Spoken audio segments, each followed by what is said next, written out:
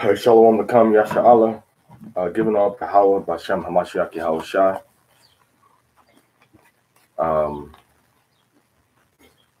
In compliance with the TORAH, it's how we live our lives.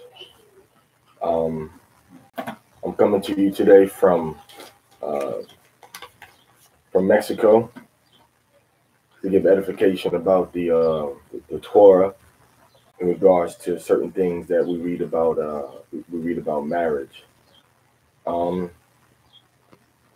you start talking about the law and being in order with the Most High, a lot of brothers have problems with that, primarily because they themselves are not really keeping the laws, and they themselves are not really applying the laws as they read them inside of our holy writ, the covenant that Yahweh made with our fathers inside the Torah.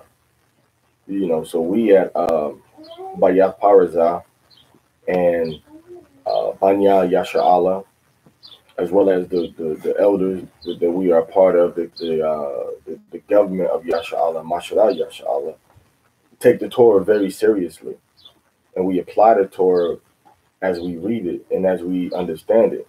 Different brothers may have a different understanding of what a particular law means, but it's forbidden for us to overlook that law. For decades, we have been working on Shabbat. We have been wearing clothes without gadolium and fringes on them. We've been eating at places, restaurants that serve unclean food. We've been doing business and buying gas on holy days. We've been committing different trees. We've been lying and dealing falsely with each other as brothers. And it's time to, time for us to stop this. It's time for us to put it with our elders. There are a lot of problems that a lot of you brothers out there, you have disposable elders. You don't have elders that are really stuck with over the years to help you grow and nourish in the word of Yahweh, and you've been kind of on this journey alone. And it's not your fault per se, but you kind of have disposable elders, so you don't have respect for a order and structure that the Most High have set up. Bueno.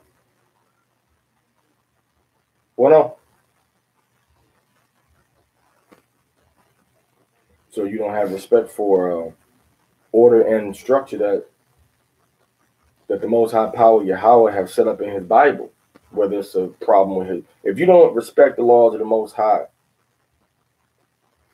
it really doesn't matter to me whether you respect me or not. Because once you respect the laws of the Most High, I know you love me. And I know you're not going to stab me in the back. And I know you're not going to talk about me behind my back. I know you're going to talk to me about whatever problem you have, about me. Whether you send it to me in a message, or whether you send it to me through somebody, or whether you send it to me, by being in front of me from your own mouth.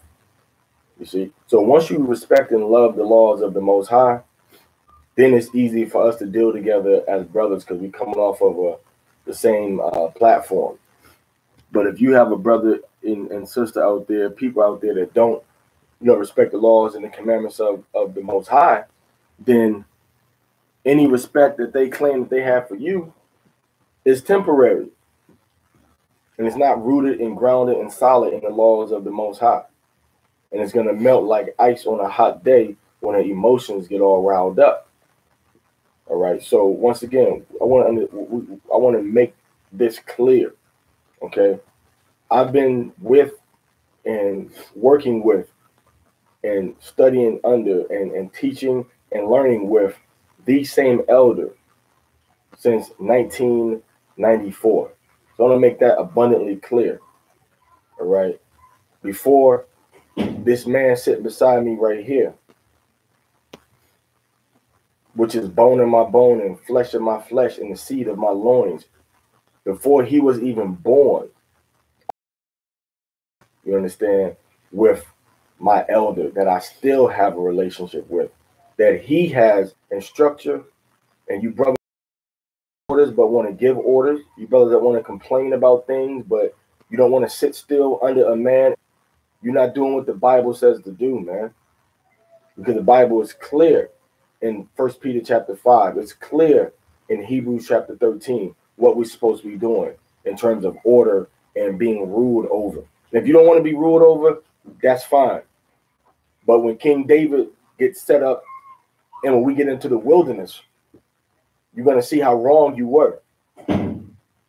Because the same brother that's trying to bring up order, that's trying to bring up structure, that's trying to bring up discipline among Israel now, and keeping the commandments of the Most High, that's the same pool of brothers that the Most High is going to start to pick his servants from once we get into the wilderness, the ones that have been doing this work, that have stood stiffly, for the Son of the Most High, and for the Most High, and for his commandments. So a lot of you brothers take this like a church thing, where you can jump in, jump out, jump and jump off at your own discretion. There's no place found inside the Bible. You understand? So I just want to make that clear, that we're working purposes of our elder, okay, Quan Nathaniel Allah Yasha, who established myself and appointed me as an elder after years of working together and building a trusting, relationship. You see, and a lot of you brothers, you don't have an elder. You think you can learn and do it all on YouTube and on Facebook. And once you have an elder and you have other men that are learning under that elder, automatically, what is that called now? That's called now, people want to call that a camp. And that's why a lot of brothers talk negative about a camp, because they don't want to be under a man that teaches them and tells them when they're doing wrong and have to submit to him. That's the problem. Because but they want to rule their household, but they follow the government's rule in whatever country they live in. They follow the rules at the job that they have. They follow the rules about taxes and business registration, about codes and ordinances. They follow the rules about children and dress code and uniform at school. Follow all these rules.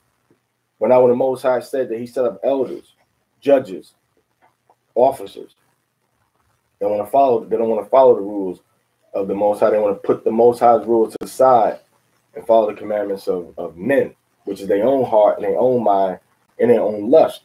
And that's why when you start talking about the law, people start to cringe. But the brothers that seek the law, the brothers that are looking for a better understanding of the law, those are the men that the Most High wants. Let's go into the book of Ecclesiasticus, chapter 21, verse 11.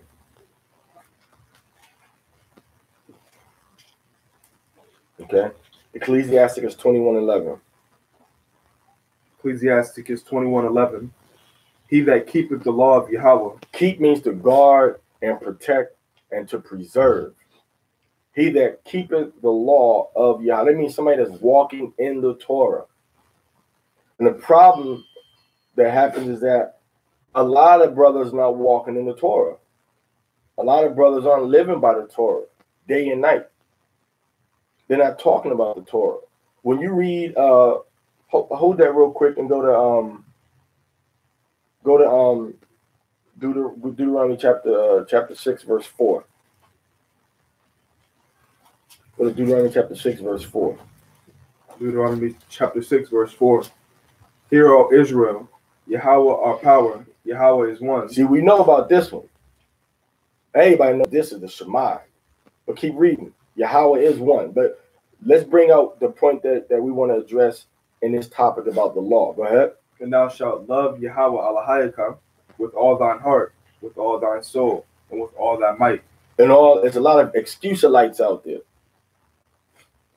You got a good reason or a good excuse why you don't got to keep the commandments of the Most High. Why the Most High should understand your financial, your educational, your social situation, your financial situation, and give you a pass on the law, on being obedient to his commandments. Well, the Most High have already told us in Ecclesiasticus chapter Ecclesiasticus chapter 15 verse 20 that he don't give nobody a license to sin, man. He don't give nobody a license to sin. He commanded no man to do evil. Neither have he given any man a license to sin. That's what he said. So if you sinning, breaking commandments of the Most High, and saying you under grace, I want to know where you get that license from. Because the Most High say he don't give out licenses for that. You got two authorities in this earth. You love the one and hate the other, or you hate the one and love the other. So who have authorized you to break the commandments of the Most High because you're under grace? Who authorized that? Most High gave you grace, but didn't give you no license to sin. Grace is not a license to sin. Grace postpones the judgment that's supposed to come upon you when you slip up and sin. You see? So Satan gives out licenses to people to sin. All right, so read that again. Keep reading. And these words which I command thee this day. So the words, which is the laws, read, shall be in thy heart. Uh-huh. And thou shalt teach them diligently unto thy children. This will what? Diligently unto thy children. You're supposed to teach the law diligently unto your children. I mean, you're supposed to point them out acutely. This is the law about this. This is the law about that. This is the law about marriage. This is the law about dietary. This is the law about your garments. This is the law about your beard, son. This is the law about how you're supposed to wear the length of your tunic, skirt, or dress, daughter. This is the law about what you're supposed to do and can't do with your hair, son.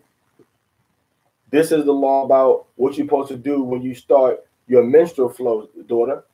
This is the law about what you're supposed to do when your son is born on the 8th day, son.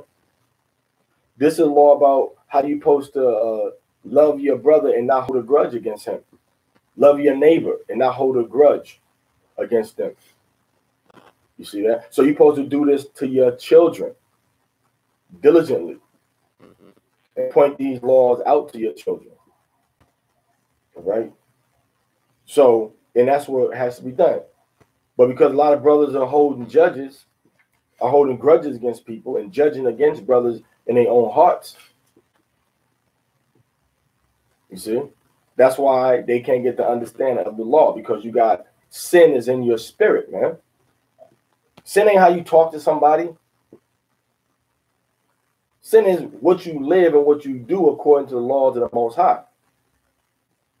Okay?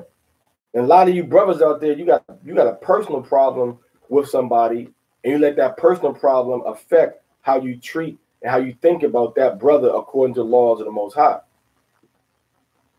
You got a personal problem. You ain't got no problem with the Torah. You got a personal problem. Some brothers just are how they are. Some brothers just talk a certain way. Some brothers might just look at you a certain kind of way. That's they look. That's how their face is made up. Can't get mad at a brother because that's how he do his eyes when he talking to you and how he move his hands a lot. You can't get mad at that. You got to grow up and mature and accept people for how the Most High created them. If that's a bad thing for them to do, then you help that brother or sister get over that little personality flaw, you know, that they have. But they still got to be keeping the commandments. Shalom, Joseph. Shalom, Mark. How you feeling? You still got to love that brother and sister. But I notice that a lot of brothers, the ones that make excuses for the commandments, are the ones that be talking the loudest, ain't saying nothing. They scream about getting together in unity.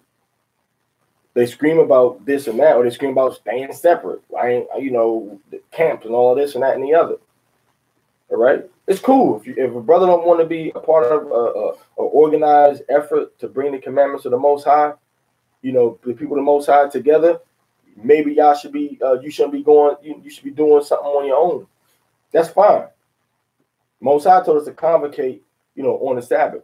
The Most High said, let all things be done decently and in order. But you're going to be under some man. You're always going to be under a man. That's what kills me, a lot of brothers, man. We edify on the Torah about can we marry other tribes because people have a question about this topic. People don't understand this topic. All right? So in doing so, you have to keep the commandments of the Most High daily and talk about these laws and commandments daily. Right? We in Deuteronomy chapter 6 and call your verse. Deuteronomy 6, verse 7. And thou shalt teach them diligently unto thy children, and thou shalt talk of them when thou sittest in that house. So you're supposed to be talking about the law when you sit in your house. So if you're talking about the law when you sit in your house and you're not doing the law, that's called a hypocrite. Read. When thou walkest by the way. When you're walking outside of your house on the path, on the street, going to the store, going to the park, you're supposed to be also at some point talking about the laws of the Most High. Read. When thou walkest by the way, when thou liest down, and when thou risest up. That's why when you lay down and you rise up, you're talking about the commandments of the Most High also. And this is what people get, that you're supposed to say the Shema twice a day. When you lay down and when you rise up, that's where they get the to repeat this at least twice a day. Okay, so it says that you have to talk about these laws, daily. If you're not talking about them daily, they're not going to be put, into your heart. Okay.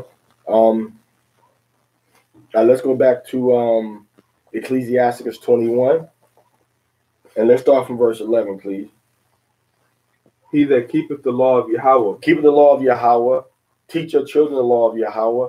Talk about the law when you rise up and when you lay down. Talk about the law when you're sitting in your house. Talk about the law when you're walking outside.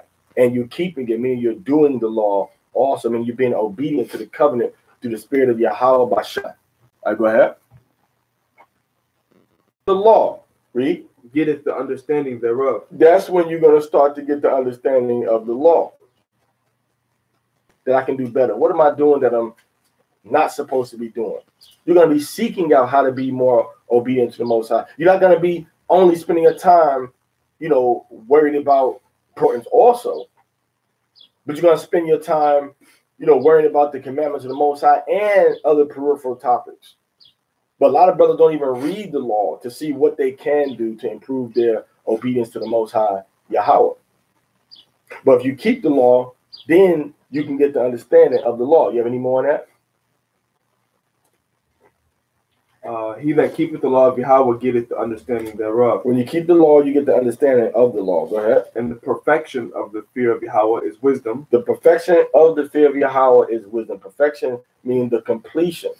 When you're complete in the fear of Yahweh, then that's when the perfection of the fear. Read that part again. I'm sorry. The perfection of the fear of Yahweh is wisdom. The perfection of the fear of Yahweh is wisdom. Meaning what? Once you start getting more complete in your understanding of the law, and you start to fear the Most High, you start to obey His commandments, then you start to get wisdom. Okay? But if you ain't getting no wisdom, you're not getting wisdom from being disobedient. So whatever you have is wisdom, is carnal wisdom and earthly wisdom. It's sensual wisdom based on your emotions and your feeling. That's what James warns us about. Don't be caught up in this carnal wisdom of this world, doing stuff how you do, in the streets, man. You gotta understand, this whole system is about to be finished. This whole world is about to be finished. So all these brothers that are talking about, that it's wrong to be an Israelite, it's wrong to keep the commandments, it's wrong to be part of an organized body of Israel. They want to just be freelancing. Okay, that's cool. But freelance when the grocery stores shut down. Remember, you want to be a freelancer. You don't want to be part of nobody. So any brother that got bodies out there, make sure you don't go trying to go to nobody to be part of nobody no more now. I thought we all supposed to be one in Hamashiach. How you gonna be one in Hamashiach talking about you ain't part of another group of bodies? I'm a part of a camp. I'm a part of every camp in Israel. I'm a part of every camp in Israel. Even though some of these brothers are off and doing stuff that's evil and wrong against the Most High, we still are part of them. You see? But some of the brothers in the body, have weaknesses that they need help with. And if you can't help them with that, that's when they get cut off from the body based on the laws of the Most High. That's how you measure a man, based on the commandments of the Most High. Look at Paul. Paul said that he spoke Paul in his language. He was a rude speaker. you know, you can take that one or two ways. That he, you know, talk, you know, rude as we use. So we take it either way we want it. You see? So either way, though, he's saying that, you know, he wasn't the people didn't look at him with the best of the people look at him with the utmost with the best, you know, reverence when he was speaking. That's all right, though. You know, but he still got his message across, and his letters are still, you know, around. You understand? So now when we're dealing with the Torah, you're not going to understand the Torah if you're breaking the laws of the Most High. Read that part again. Read it again, please. He that keepeth the law of Yahweh. He that break the law. He that keepeth the law. He didn't say we under the grace. He that keepeth the law. He didn't say we can work on the Sabbath to keep food in my family's mouth. He that keepeth the law. He didn't say I got to break the law because I got a roof I got to put over my head. He that keepeth the law. He that says we under grace and Yahweh shall understand me breaking these commandments. He that keepeth the law. He that say I got to cut my beard for my job. He that keepeth the law. He that say I got to cut my hair for my job. He that keepeth the law. He didn't say my job won't allow me to wear fringes and border blue. He that keepeth the law. He didn't say, well, I can't stand that nigga, man. He that keepeth the law. He didn't say he hate his brother. He that keepeth the law. The Bible said he that keeps the law. So what? He that keepeth the law of Yahweh getteth understanding thereof. You get the understanding of the law when you keep it. And that's why brothers don't want to keep the law. Because they want to do their own sins and they don't have the proper understanding about the law. How to keep the law. What is the spirit of the law? They don't understand that.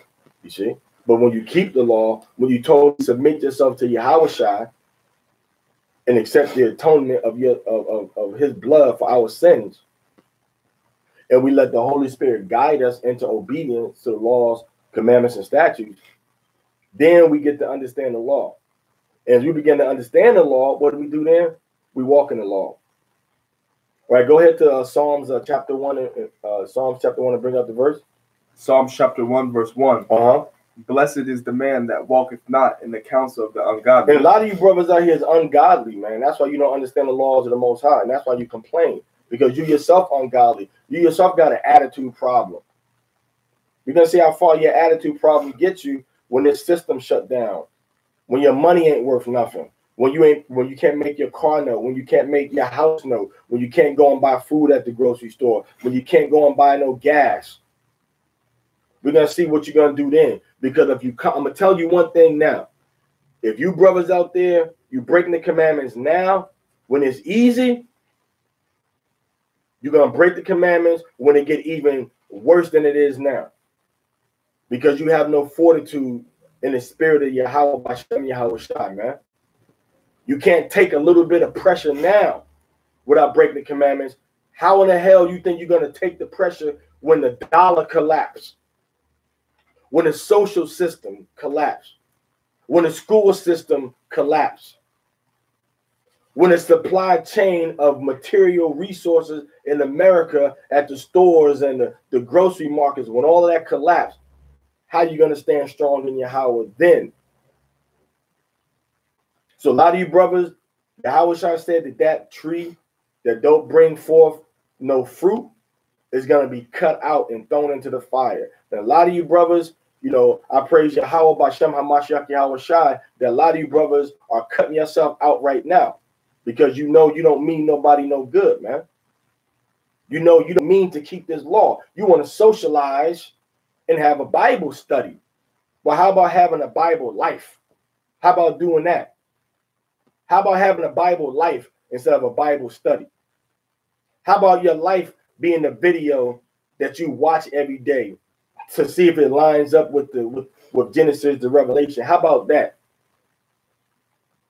How about we do life book? How about we do a real YouTube? How about we do a real live video with your life as the measuring stick against the Bible? You see, and a lot of brothers, man, you're getting carried away by a lot of brothers and we're going to do a video on this too. A lot of you brothers got a rebel, disobedient spirit on you, man. And you had it since you was in your mother's house. You had it since you was in school. And you ain't got that demon off of you yet. So now when the elders come around and try to teach and edify the nation, you rebel against the elders. You rebel against brothers, whether you like what they're doing or whether you don't like what they're doing. You got an excuse for everything and everybody that you don't want to listen what they got to say. You take advice and suggestions, but you don't obey. Listen, the Bible says obey. When an elder tells you not to cut your beard for your job, he ain't got to give you no better option to keep the commandment. We don't serve the Most High because of the money, because of the social advantage, because of the better options he presents to us. We serve the Most High because we love him. And whatever consequence comes as a result of keeping that commandment, then we got to pay that consequence, period. So what scripture you want to bring out in Psalm? Let's go right to the verse. Ungodly nor standeth in the way of the sinners, nor sitteth in the seat of the scornful. But his delight is in the law of Yahweh. His delight is in the law of Yahweh. I don't want to sit around sinful brothers, man, for convocations and for Passovers, man. All right, you got brothers bringing now. Paul already told us. Paul already told us that, you know, if you partake of this Passover unworthily, you drinking and eating damnation to yourself. So when you brothers trying to bring faggots to the Passover, lesbians to the Passover, you trying to bring dope fiends to the Passover, you are causing that soul to sin, and that blood is on your hand. That blood is on your hand. It ain't on my hands. It's on your hands. That blood is on your hand. It ain't on my hands. It's on your hands. Because you didn't give the warning. You bring the person to an event that they supposed to partake in, and you read scriptures that tell that person they shouldn't partake in it. You confusing the person. Yahushua, when he had his disciples together, they were set to the side. Passover, when you read the scriptures, was family events. Families were together. Yes, we know the kings of Yasharallah, that they gathered us together in one place as one man in the whole nation, you know, to keep the Passover as one man. We know that happened. But everybody's not supposed to be taken of that blood and body of Yahushua, man. Paul warns us about that. All right, any more from that you want to bring up? So your delight has to be in the law of Yahweh, read. And in his law doeth he meditate day and night. That's what we want to do. We want to meditate in the law of the Most High day and night. All right, because I was talking with my rib last night about intertribal marriages.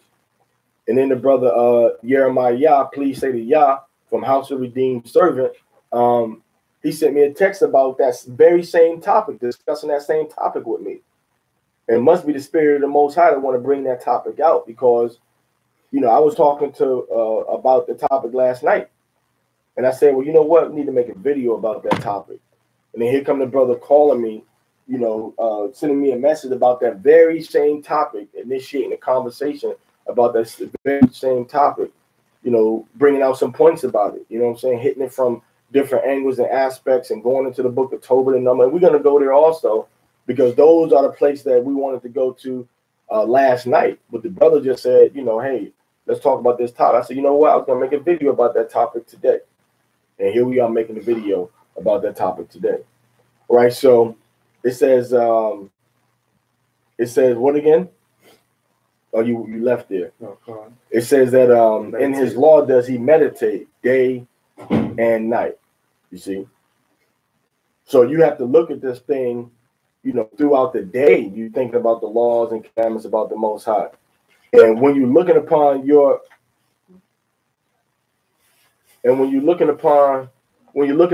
fringes, you know, you can't look at no stitching and remind yourself of the laws of the Most High, like brothers are trying to teach. You're supposed to look at the blue thread. No, you got to look at the dangling fringe is what reminds you of the laws of the Most High. That's what reminds you. Okay? That's what's supposed to remind you of the laws and the commandments, you know, of the Most High. All right? So let's go. We're going to go right into the Torah now, And we're going to read from the book of Numbers chapter 34. I believe we starting at verse, 7? Okay. You got Tazalpakad. Actually, let's start from verse 1. We're going to give you the understanding now through the spirit of Yahweh Bashem Yahweh Shai of the understanding of what it is about intertribal marriages. So you can see exactly what the topic is dealing with. Okay. All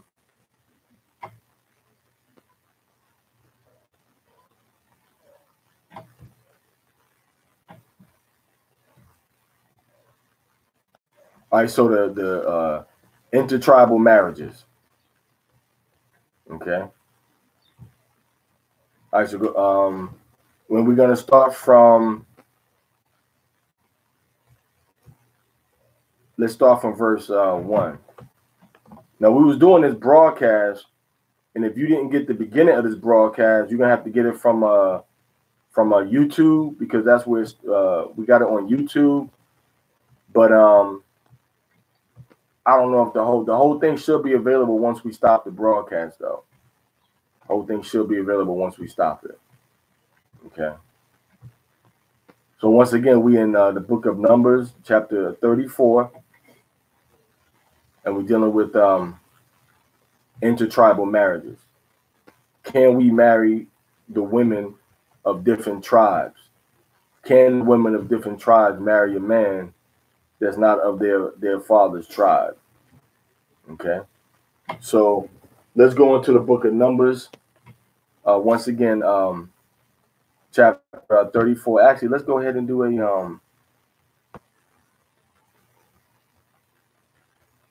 I want to do a live. I want to share this stream.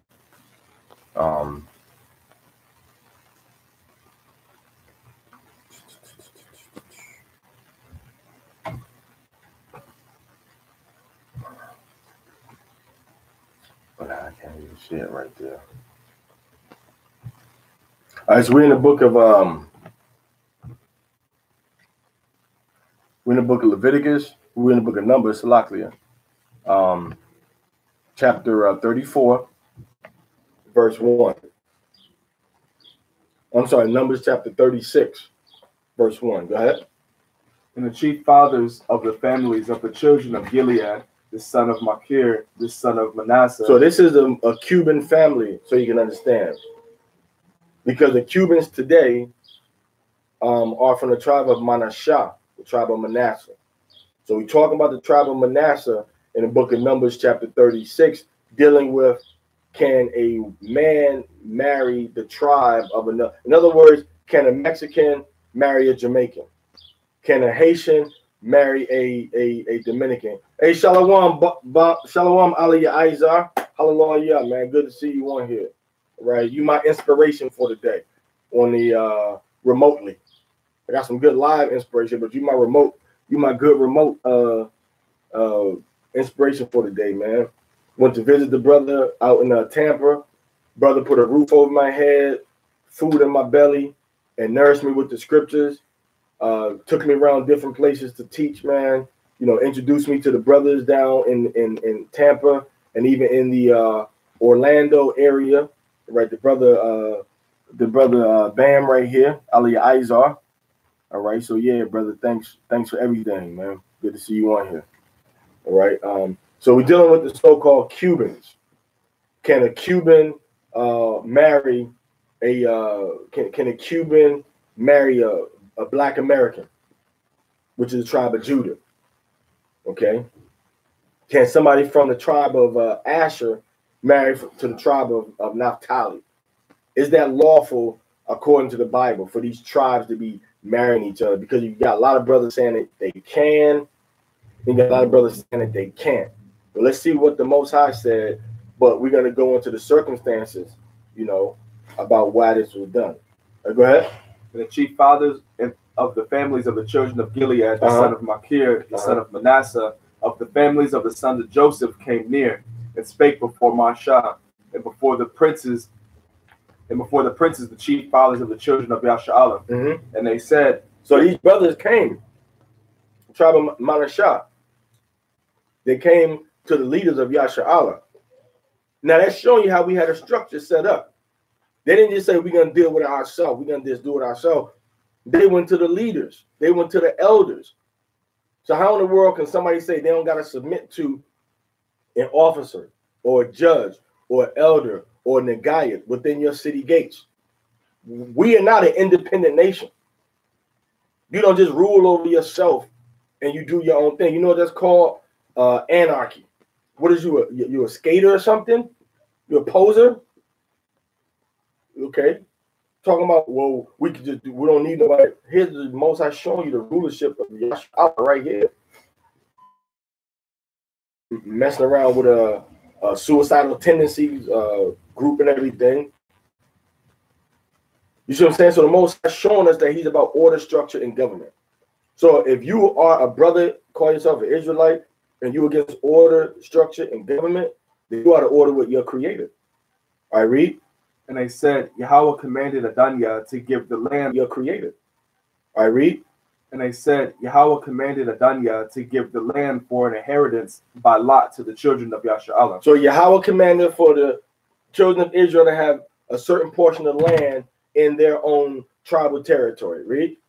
And Adaniah was commanded by Yahweh to give inheritance of Zelophehad, our brother, unto his daughters, which is Tazalpakad, married to any of the sons of the other tribes of Yasha, the children of Yasha'Allah, then shall their inheritance be taken from the inheritance of our fathers. So if you got land, if a man only has daughters of Manasseh, the land of Manasseh, and that woman goes and marries another man from the tribe of Gad, for example, when that woman of the tribe of Manasseh marries that man from the tribe of Gad, those children are going to be from the tribe of Gad.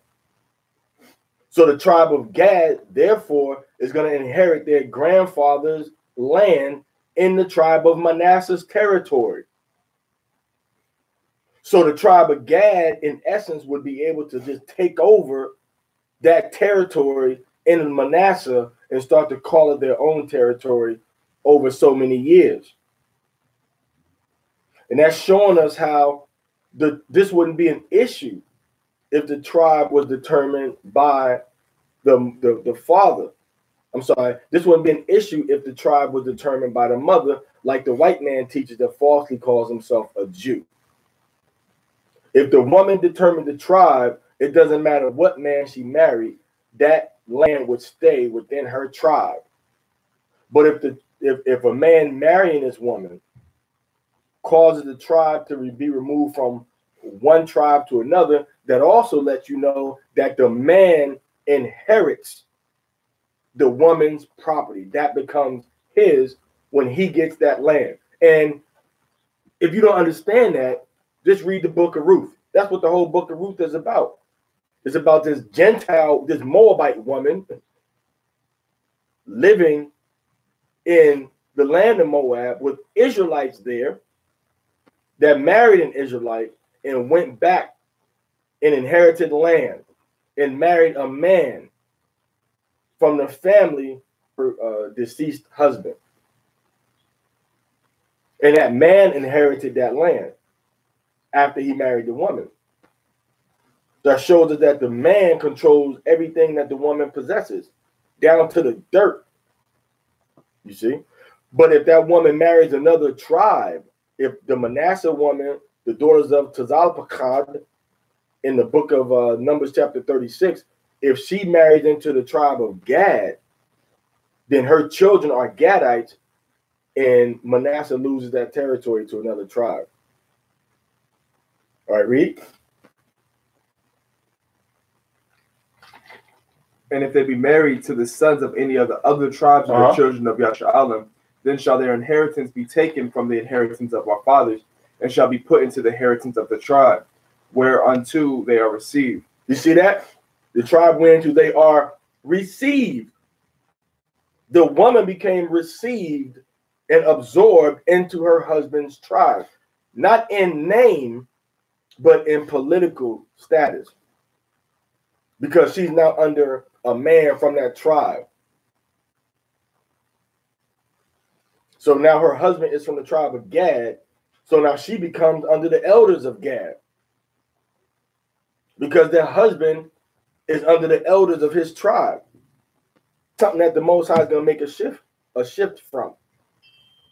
That we're going to start being under our tribal leaders according to what is our tribe that we know we come from. Naphtali, Asher, Benjamin, Gad. We're going to start to be under our own tribes. That's the way it was in the wilderness, and that's the way it's going to be in the wilderness. All right, go ahead. Read that part again. And if they be married to any of the sons of the last section, whereunto they are received, so shall it be taken from the lot of our inheritance. So now you messing with my land now, because now this Manassehite woman married a man from the tribe of Gad. So now her children are Gadites. She's taken into the tribe of Gad, and she's pushing out Gadite babies now because her husband's seed is from Gad. And her seed is from Manasseh. Read, please. Verse 4. And when the jubilee of the children of Yasha'Allah shall be, then shall their inheritance be put unto the inheritance of the tribe whereunto they are received. So shall their inheritance be taken away from the inheritance of our fathers. And Mashah commanded the children of Yasha'Allah according to the word of Yahweh, saying. Now here's what Yahweh said. What verse you in? Verse 5. Now let's see what Yahweh, God Almighty, what he's saying about this tribal situation dealing with inheritance. Go ahead. The tribe of the sons of Yahweh had said, well, this is the thing which Yahweh doth command. So Yahweh, the Most High said, you know what? Them brothers are speaking well. They're making sense. Go ahead. Concerning the daughters of Zalpakad, saying, let them marry to whom they think best. They said these women whose father died and left them land, let them marry whoever they want to marry. Go ahead. Only to the family of the tribe of their father. Only they could marry the family of the tribe of their father. So this law about marrying only the tribe of your father is not a law that was just a general law for everybody under all circumstances. This was a law specifically given for a woman that inherited her father's land. She had no brothers. And then she got the land. Now she has a restriction on whom she can marry. But no such restriction existed for any other tribes under other circumstances, only under this circumstance. For any tribe, this was the law. All right, go ahead. So, verse 7, so shall not the inheritance of the children of Yasha'Allah remove from tribe to tribe. For every one of the children of Yasha'Allah shall keep himself to the inheritance of the tribe of his fathers. So you can't be passing, from tribe to tribe. You got to stay with the tribe of your father. Okay? And every daughter that possesses an inheritance in any tribe of the children of Yasha'Allah shall be a wife unto one of the family of the tribe of her father. You see that? So now she has to marry a man from her father's tribe. So that inheritance, those babies that come out are going to belong to the same tribe as her father belonged to, because her husband belonged to the same tribe as her father belonged to, which is also her tribe. So this is when a woman had land that she inherited. That little piece of land was given to her by her father. Only man she could marry is a man who was also part of her tribe, so that portion of land stayed within her tribe's possession, her tribe's control. Because what would happen is now you got this Manassehite with this land, and when you have another situation with these Gadites marrying these Manassehite women, or these Judahites marrying these Manassite women. Now all the land is starting to get controlled by other tribes. The Most High didn't want that. He wanted every tribe to have their own inheritance. All right, go ahead. Neither shall the inheritance remove from one tribe to another tribe, but every one of the tribes of the children of Yasha'Allah shall keep himself to his own inheritance. So you keep yourself to your own inheritance. Go ahead. Keep yourself to your own inheritance. Go ahead. Does everybody understand that? The land was kept within that tribe. And if the daughter, father, and all the sons were dead, then she had to marry a man that was from her tribe, father's family. Go ahead. Even as Yahweh commanded Mashah, so did the daughters of Tzapakad. Okay. For Malah to Tirzah, Hoglah, Milcah, and Noah, the daughters of Tzapakad, were married unto their father's brother's sons. So they married their cousins, in other words. Go ahead. And they were married into the families of the sons of their sons. So they married Go ahead. And they were married into the families of the sons of Manasseh. They married into the families of the sons of Manasseh. Manasseh. So even though they were already from the tribe of Manasseh, when they married their husbands, they married into that tribe. The families were joined together. That's why I say they married into the families of the sons of Manasseh. So you marry into that family. When she married that man, she was marrying into that man's family, into that man's tribe, as a member, as a citizen, not as an ethnic member of that tribe or as a genetic part of that tribe. All right, go ahead. These are the commandments. Oh no, Slacklin. And they were married into the families of the sons of Manasseh, the son of Joseph, and their inheritance remained in the tribe of the family of their father. Because if they would have married another man, their land would have been given away to another tribe. Okay. So in order for them to keep that land, they had to make sure that they kept, the husband limited to that tribe. All right. What else you got in there? These are the commandments and the judgments which Yahweh commanded by the hand of Mashah unto the children of Yasha'Allah in the plains of Moab by Jordan near Jericho. And so I'm going to tell you where he got that from. Go take care of it for me. So all of these things that we see now, give us a bigger picture and understanding about how the Most High is dealing. Most High, he got the solution to the problem when you're dealing with the law. All right. So the law is not nothing for us to run away from or to act afraid of or to have a problem with. The law is about us wanting to obey and please our Creator, Yahweh. So now somebody might ask the question, well, what about Tobit? Did not Tobit's father say, take a wife of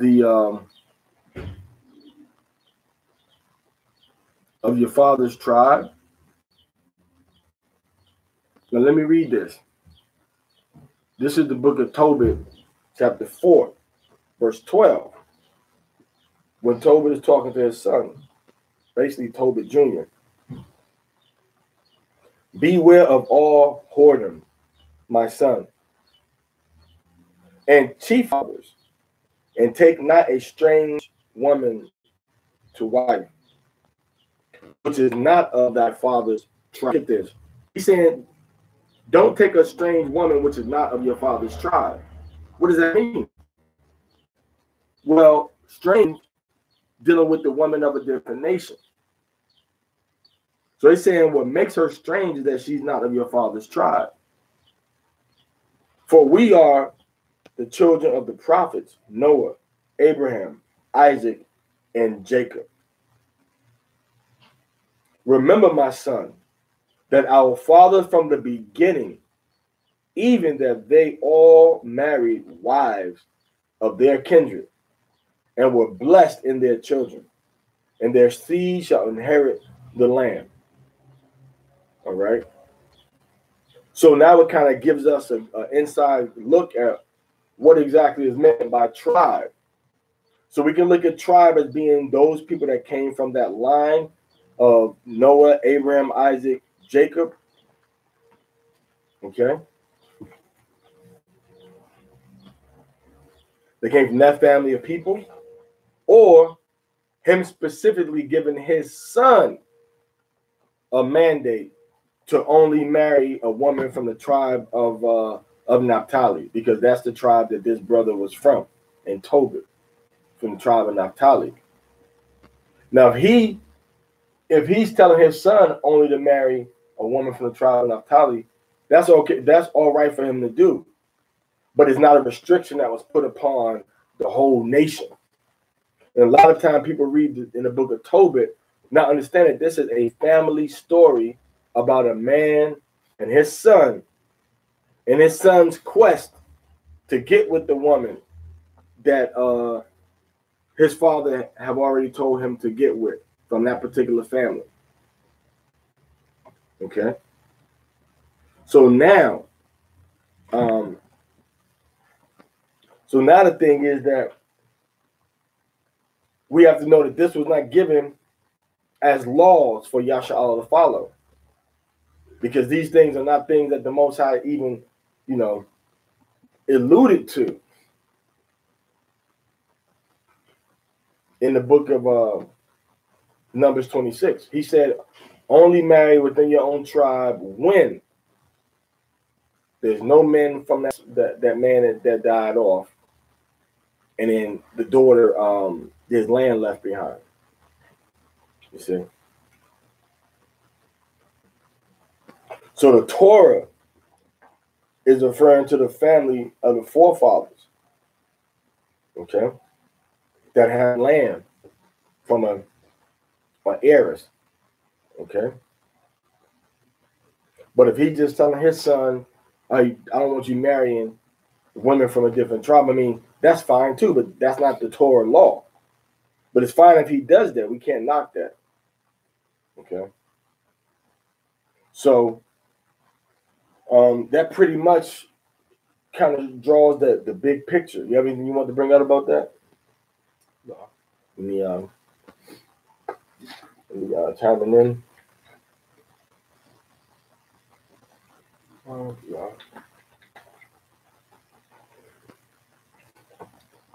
I would say this though. All right. No disrespect to nobody. All right. No disrespect to nobody. From my travels, okay, I've traveled from the East Coast to the West Coast. I've traveled from Canada, traveled to and through Dubai, India, and Sri Lanka. Okay. I would firmly affirm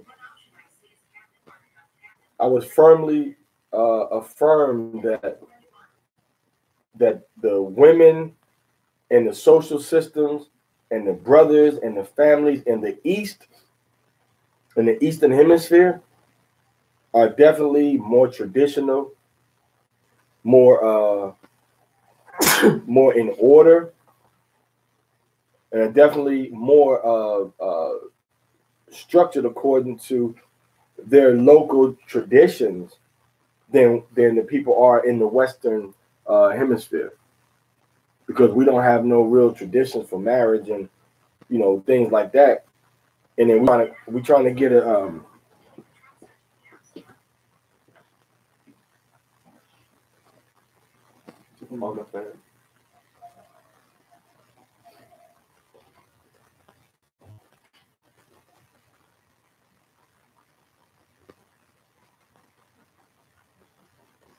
know, so that whole social structure is different over there. You know. So yes, we can marry other tribes. All right. So all you brothers from America that want a Trinidadian wife, you can have her. All right. All you brothers from Trinidad that want a Haitian wife, you can have her.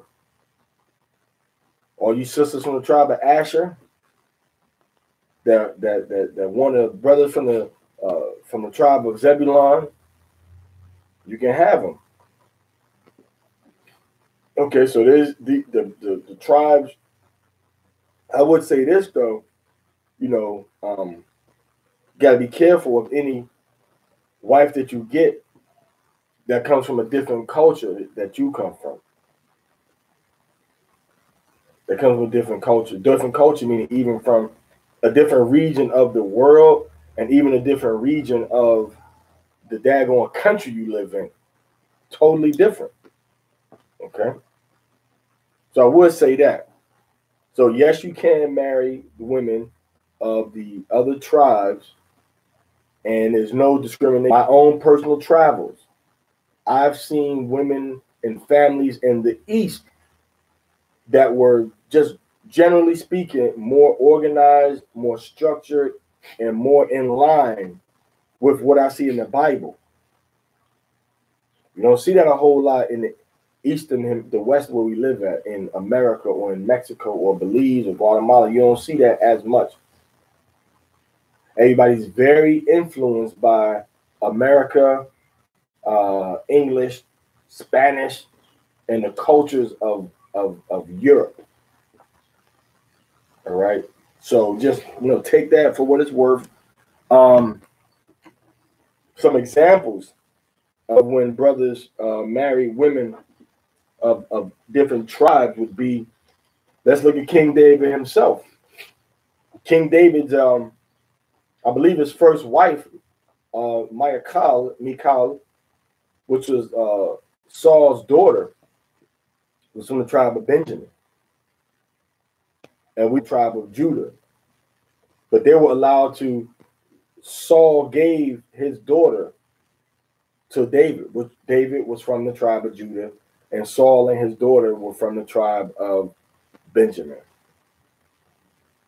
So that woman from the tribe of Benjamin was given to David, which came from a different tribe. So you have to look at that. So now when we look at Yahushua, his mother, Mary, was a cousin to Elizabeth, who was from the tribe of, the Bible says she was from the tribe of Levi. Elizabeth was from the tribe of Levi. So if Elizabeth is from Levi and Mary is from, well, let's say, you know what? Let's say we don't know what tribe Mary is from. Some brothers might say Levi. Some brothers say she was from Judah. But either way, if Joseph is from the tribe of Judah and Mary is from the tribe of, that man, Joseph, Judah, married a woman, Levi, which was Mary. Now, if you say that Mary is from the tribe of Judah, you still see Joseph, a man from the tribe of Judah, marrying a woman, Mary from the tribe of Judah, who has a cousin from the tribe of Levi. So how would them two become cousins if the two tribes are not marrying each other? You see? How are they becoming cousins? All right, Shalom, Yona. How you doing? All praise to the Most High, man. Good to see you, man. Hope you're enjoying that sun. Hope the sun is shining now. Little cool breeze. All right. Down in the Yona bin Shal Emet. Dove, son of truth. Okay, hallelujah. So, what was I saying? If she's a Levite, if Mary's a Judite, then how's Elizabeth a Levite unless there was some tribal intermarrying going on? Yes, how could that happen? If you know what I'm saying, if they, no matter what tribe she's from, you still got 3 tribes in the equation. If you know what I'm saying, if they, no matter what tribe she's from, you still got 3 tribes in the equation. You got Judah, Levi, or you got Judah, and Levi. So how was Mary, married to Joseph, who some people say he's from a different tribe than her, or how could she be cousins with, a Levite if she's from the tribe of Judah? You see, I mean, is that like she was adopted? In which case, in which case we still have the same paradigm because we still have her, even if she was adopted, she would still have to be from either Judah or Levi.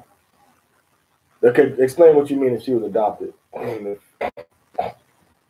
If Mary's whole family is Judah, but they adopted the Levite. Mm-hmm. Her uncle adopted a Levite. A Levite that was fatherless and motherless or something, an orphan. Okay, but that's seems like a detail we would have gotten if we got her tribe. Mm-hmm. But then would they really be cousins then? They wouldn't be cousins.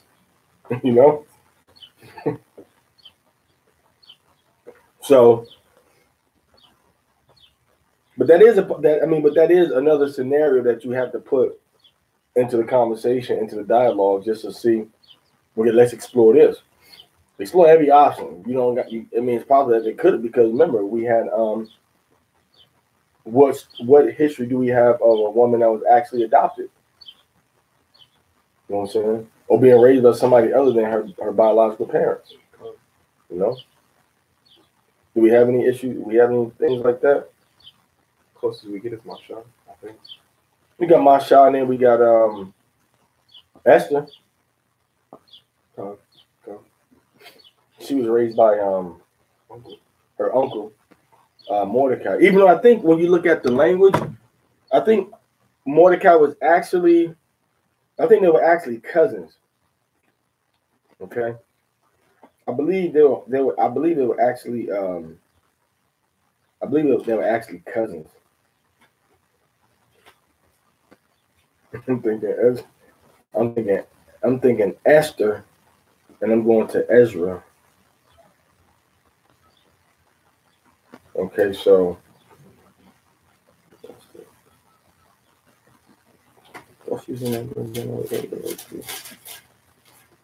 all right, so in the book of Esther,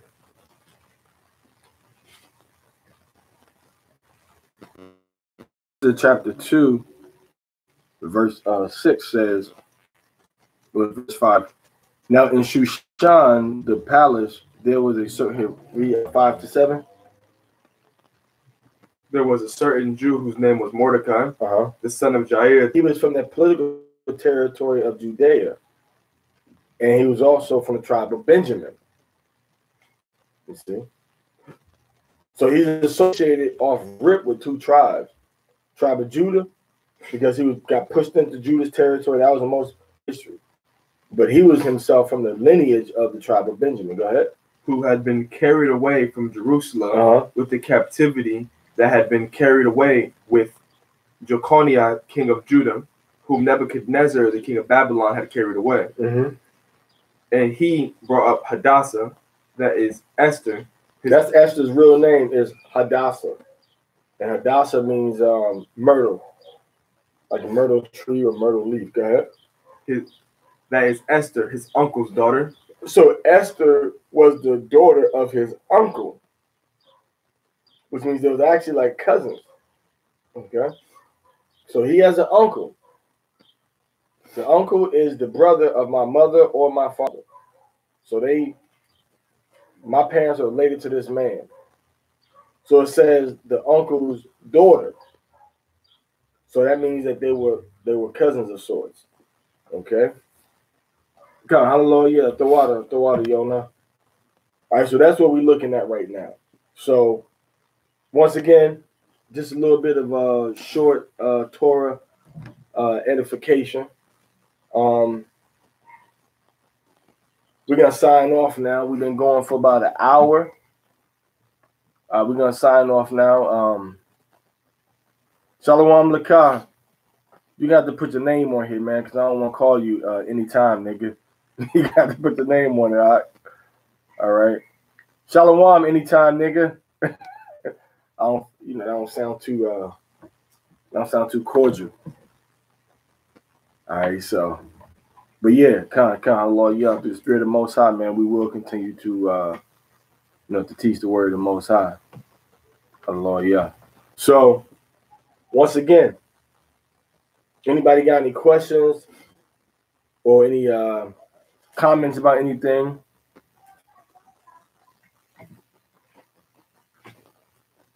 You know what I'm saying? Let me so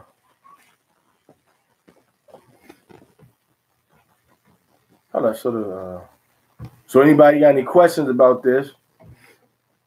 Of course, shalom, Gary, shalom. Mati Yahu, shalom. Anybody got any questions about this topic?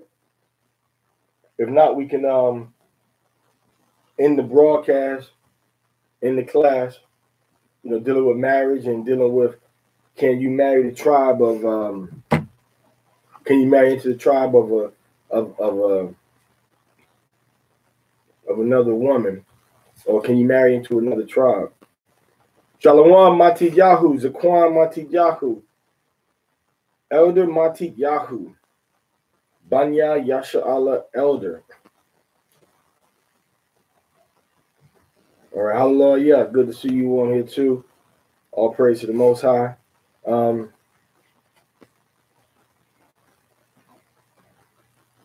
So,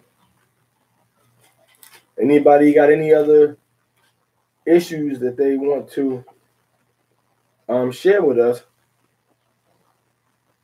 Okay.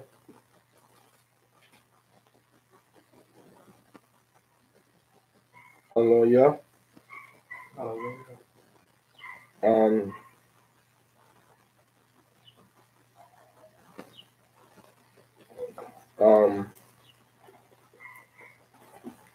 Oh, that's one example.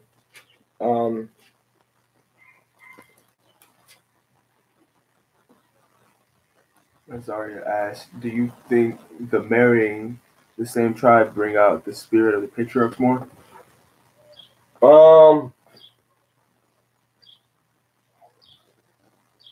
I would say yeah, because we see that we see that from Abraham married a Hebrew woman, then Isaac married a Hebrew woman, and then Jacob married Hebrew women also. Now we don't know a lot about the tribes of the wives of the tribe of the other tribes, who their wives married, but I would say that would bring out, the tribes of the spirit of the patriarchs a little more under Torah, under TORAH. You know what I'm saying? The spirit meaning, I would say more like that, the characteristics that we would have, like that's why like so-called Mexicans and Gadites, they may have a different vibration than the other tribes than, around a lot of other tribes of Israel. So I would say, based on me speaking as a man, I would say that the tribe would be brought out more. The patriarchs would be brought out more if we, were marrying or from that house also. Look at the energy of the city. Go ahead, say what you're saying. You say if you look at the energy of the CD, the people in India who didn't have a lot of acceptance of, of the truth. Uh-huh. And so, it's easier for them to get more connected. So that could be a possible explanation for why that, and the fact that, you know, they're on the other side of the planet.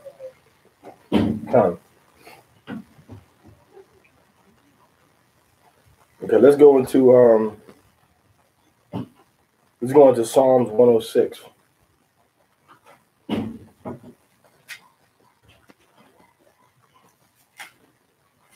Going to address that question also, Isaiah. Hey, Shalom, Yazar. Hallelujah. Psalms 106. Ban Yazar Ban Lawiyah. So we're going to go to Psalms, address that question that Isaiah just asked when he said, do you think that marrying the same tribe bring out the spirit of the patriarchs? And we saying, yeah. Psalms 106, 34 and 35. They did not destroy the nation concerning whom Yahweh commanded them. So they didn't destroy the nation that the Most High said to destroy, which was the Hamites, the Hamite Africans from the family of Canaan, which today would be a South African type of indigenous tribes down there. Okay, not all of them down there, but a majority of them down there are from the family of Canaan. So they were mingled with the they didn't destroy the Canaanites, read, but were mingled among the heathen. You see, we start to mingle ourselves with the heathen. Go ahead. And learn their works. We learned to do the works like the heathen. We mingled with them. We were talking like them. We were marrying with them. So of course, if the Most High is saying, don't marry these heathen nations, Israel itself got a general vibration. And then that general vibration gets more specific as you go into the spirit of each tribe, because the Most High have already put a spirit on each tribe, Isaiah. That's why go to Genesis chapter 49 and read verse 1. Genesis 49 and 1.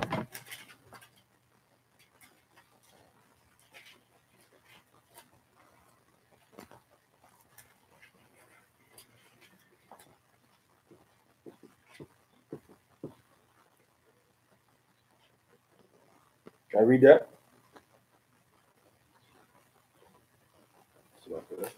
Mm-hmm. Exhale.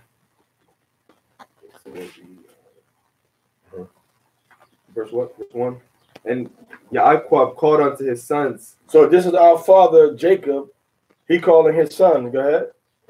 Gather yourselves together, that I may tell you that which may befall you in the last days. So Jacob is saying, Yaakov is saying, this is what's going to happen to you in the last days. Okay? He's saying this is what's going to happen to you in the last days. So Jacob put the vibration already on the tribes. Okay, Isaiah, let you see how there is a certain spirit that's on these tribes of the other brothers. You know, the brothers of Judah, Jacob, Benjamin, all the brothers have a different vibration on them. Okay, they have a different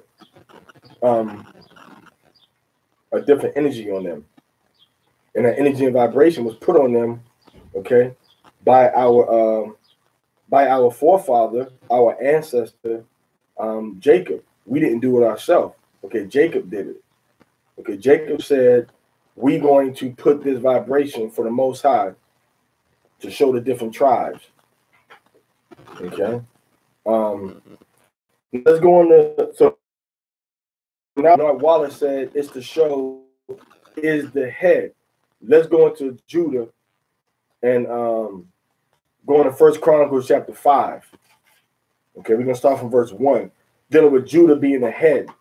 Go ahead. Now the son of Reuben, the firstborn of Yashalem. So Reuben was the firstborn son. Remember in Numbers chapter 36, we were dealing with inheritance. So Reuben was supposed to get a double portion. right? But he didn't get a double portion. Who got the portion? Manasseh got a double portion on the east and the west of the Jordan River. And then Ephraim got another possession. So Joseph got like 3 different territories from one son. One son of Joseph got 3 territories. Manasseh has 2, and Ephraim has 1.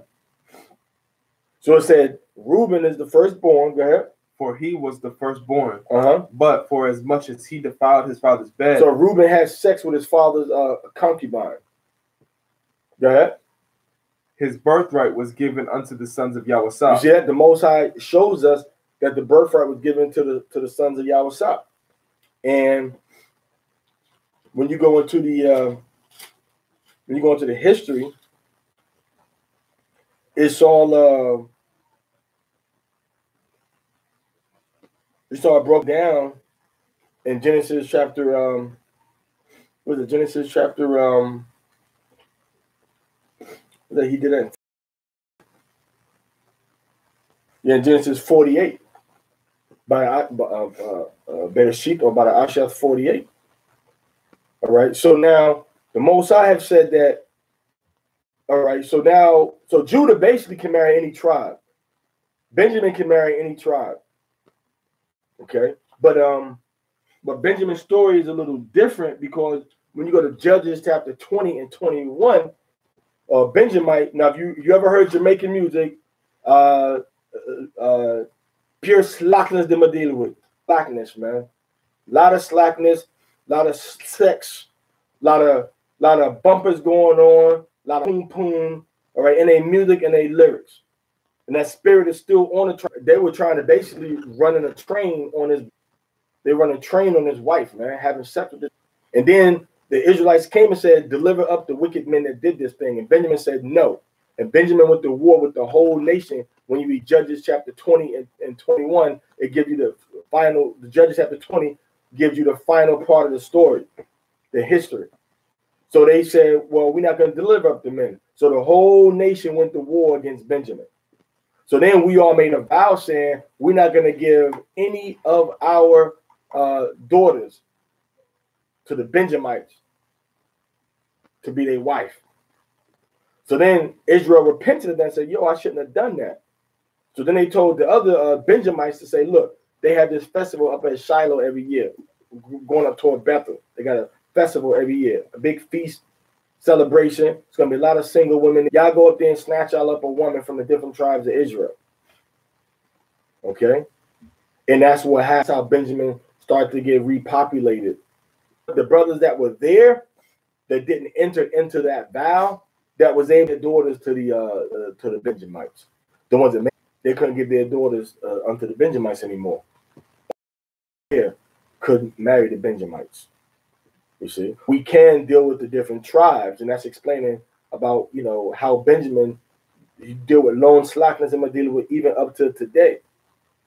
Okay, whether you go to Belize or to Barbados or to Jamaica or Turks and Caicos, Virgin Islands, look how they dancing, the music, a strong sexual fornication vibration is on the tribe of Benjamin. But at the same token, Benjamin also put out the Psalms of David in their songs more than anybody else. Nobody else makes the writings of David come to life like the Benjamites do. All right, in their music. All right, Stepping Out of Babylon, by the rivers of Babylon. You got Buju Banton and Morgan Heritage singing Our Father, which are in heaven and things like that. So you have, and then you can't forget, you can't forget Prince Farai. Prince Farai got a whole records, the whole collection singing nothing but the Psalms. And you check him out, Prince Farai. All right, so now getting back to the tribe of Judah. How did Judah become the leader? And let's go on to the Hebrew on this.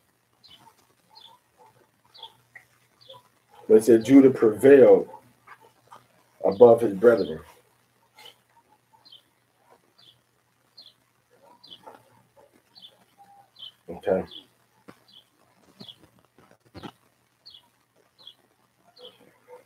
So when you see these types of words, man, you just can't say what prevailed means.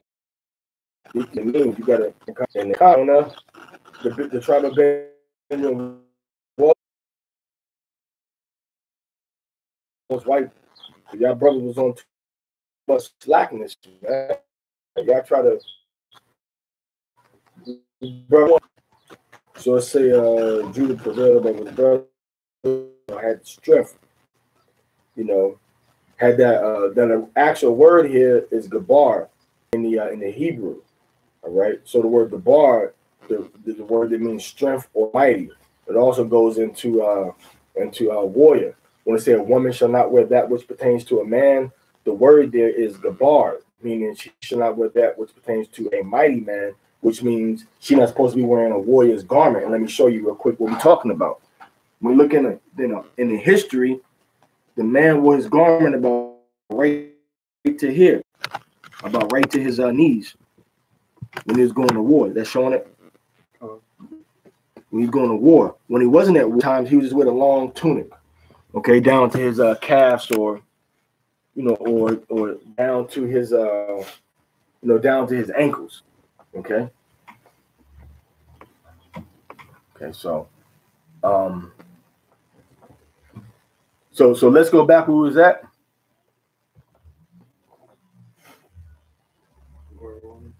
In Second Chronicles 5 and 2. First Chronicles 5 and 2. First Chronicles 5 and 2. For Judah prevailed above his brethren. So Judah prevailed above his brothers. Okay, go ahead. And of him came the chief rulers. So of him came the chief. The chief what? Rulers. Are you saying singular or plural? Rulers. So the chief rulers mean the main kings over the nation of Yasha'Allah, which in the Hebrew it says wa la nagayad. Wa la nagayad. Okay, nagayad means the rulers. And that's why within Banya Yasha'Allah we have brothers that work as nagayad. But in the guide of the structure, you're not just in that position by yourself with nobody over you and nobody under you. You're in that position as all right, the people righteously. But the birthright was Joseph. But the birthright, okay, the right of being the firstborn, okay, wahaka the bakara of the bakara, the right of the firstborn, that was given unto Joseph. Given unto Joseph, which is Ephraim and Manasseh, which is the Puerto Ricans and the Cubans. They got the birthright to be the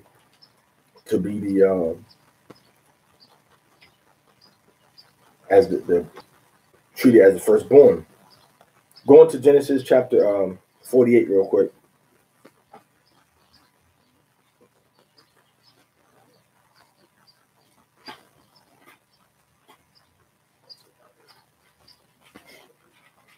Genesis 48. Genesis 48. And let's so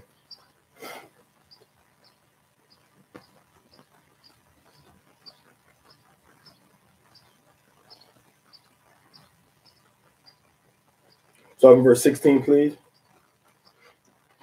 The angel which redeemed me from all evil bless the lads, and let my name be named on them, in the name of my fathers Abraham and Isaac, and let them grow into a multitude in the midst of the earth. Mm-hmm.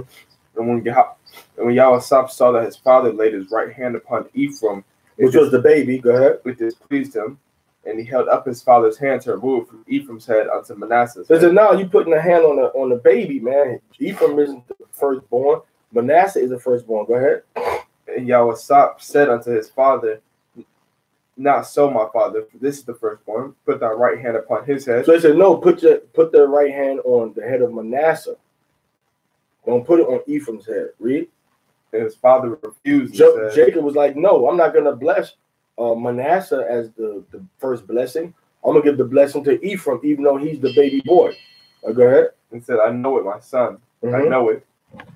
He also shall become a people."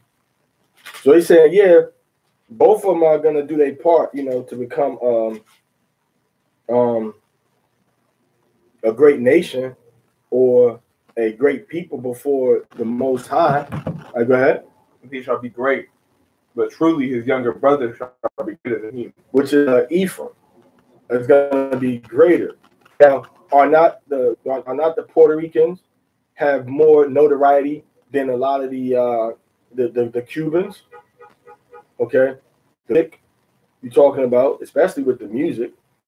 Okay, just where they are in America and in the Caribbean and different islands. Okay, I mean, you got Ephraimites that's in Virgin Islands, was living on the in Trinidad and Grenada. Ephraimites in New York. Shoot, Matisyahu is an Ephraimite, and he brother moved up to Seattle, man. You're right. You not really find Cuba all over the place like that. So Ephraim, it says, is going to prevail above his brothers. Now, Ephraim is not talking about the lost Gentile tribes. Ephraim is talking about the so-called Puerto Ricans, because that's the tribe of Ephraim, today. Some people might disagree with that, but what you find, and you welcome to your opinion, but your opinion should be based on, what the scripture is saying. Okay, not just how you think and feel about it. So we can go into the scriptures and show, where the 12 tribes are. All right, go ahead. But truly his younger brother shall be greater than he. Which means that Ephraim is going to become greater than Manasseh. So Jacob was saying, man, I'm going to go ahead and bless him. Go ahead. And his seed shall become a multitude of nations. Okay. And he blessed them that day, saying, in thee, what verse you in? Verse 20, in thee shall Yasha'Allah bless, saying, Allahayah make thee as Ephraim and as Manasseh. And he set Ephraim before Manasseh. And that's a blessing that we're supposed to be putting upon, each other also. And the Most High make you as Ephraim and Manasseh. Go ahead. And Yasha'Allah said unto Yahweh, before I die, behold, I die, but Allahayim shall be with you, and bring you again unto the land of your fathers.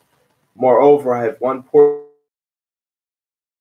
Joseph, that's what the Most High said. Moreover, I have given of thy brother, meaning I gave you a double portion. Okay, but we should have double portions actually occupying three different boundaries. One on the east of Jordan, and one on the west of Jordan, and then another one on the west of Jordan.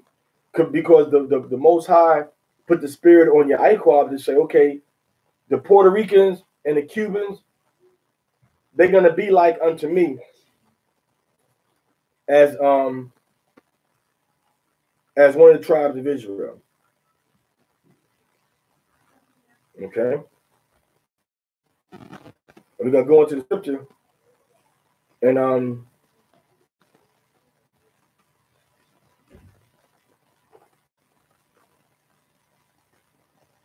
go to verse 5. Genesis 48, verse 5. Read that. 48, verse 5. Genesis chapter 48, verse 5. And now thy two sons, Ephraim and Manasseh. So Jacob is talking to our father, Yaakov. He's saying, now your two sons, Ephraim, which is the Puerto Ricans, and Manasseh, which are the Cubans, the house of Israel. They're the head of the house of Israel. Go ahead. Which were born unto thee in the land of Egypt. They were born in captivity. They were born in the land of their captivity. Go ahead. Were born unto thee in the land of Egypt, unto thee into Egypt, are mine. So they was born before I came down to Egypt. He said, but these sons are what? Are mine. They are mine. Read. As Reuben and Simeon, they and everything. And thy issue, which thou begettest after them, shall be thine, and shall be called after the name of the brethren and their inheritance.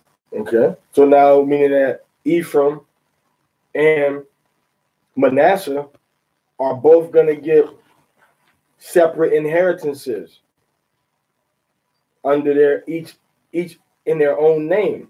That's what he's talking about when he says they're going to have a name in their inheritance. They should be called after the name of their brethren in their inheritance. Okay? Now go back over into verse 22, please. Moreover, I have given to thee one portion above thy brethren. So he said, I gave you one portion above your brothers. Yes, so I blessed both of your sons. Go ahead. Which I took out of the hand of the Amorite with my sword and with my bow. All right, so they got two different portions. But when you look at the prophecies inside of chapter 49 of Genesis, beginning with verse 22, it only goes in Genesis 49:8, please. He whom thy brethren shall praise. So Judah is the one that everybody praises. Civil rights movement, whether you're talking about Malcolm X or Martin Luther King Jr., you're still talking about Judah.